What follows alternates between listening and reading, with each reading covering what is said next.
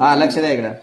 आता की नाही आपण हे जे चार्ट आहे बिल्डिंग सेंटेन्स आता 4थीचा, याचा काय केलं आपण चिठ्ठ्या बनवून घेतलेल्या आहेत आणि याच्यानुसार आपल्याला काय करायचंय, अर्थपूर्ण वाक्य बनवायचे. Choose one word phrase from each house and make meaningful sentence.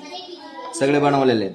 आपल्याला असे वाक्य बनवायचे जे मिनिंगफुल असेल आणि ते लॉजिकल सुद्धा असतील. ठीक आहे, चला आता आपण लायन पासून वाक्य बनवूया. काय होईल रे? The lion slept under the tree. काय वाक्य झालं? The lion slept under the tree. The lion slept under the tree. चला आता लायन पासून किंवा माऊस पासून एक दुसरं एक वाक्य बनव. हा तू बनवून दाखव गंज. The mouse run to the wall. Good.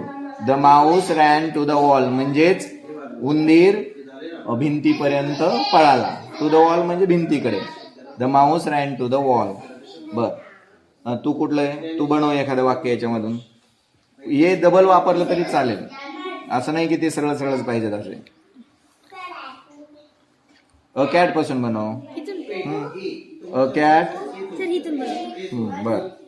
Amit walk. यापैकी कुठलंही वापरता येईल. अमित वॉक म्हणजे आम्ही चालला, तर कशावर आम्ही चालला? किंवा अमित वॉक अ वॉल. नाही, अ वॉल नाही येणार, ऑन द वॉल येऊ शकतं. अमित वॉक अ वॉल अर्थ नाही लागत त्याला. ऑन द वॉल चालेल, टू द वॉल चालेल, अंडर द ट्री चालेल, ऑन द मॅट चालेल आणि फ्रॉम द ट्री सुद्धा चालेल. झाडापासून तो चालला म्हणजे झाडापासून पुढेपर्यंत तो गेला. मग काय येईल?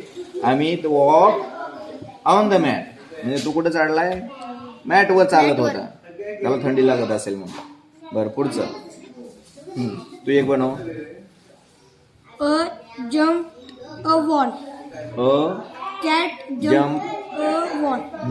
आता अ वॉल नाही येणार,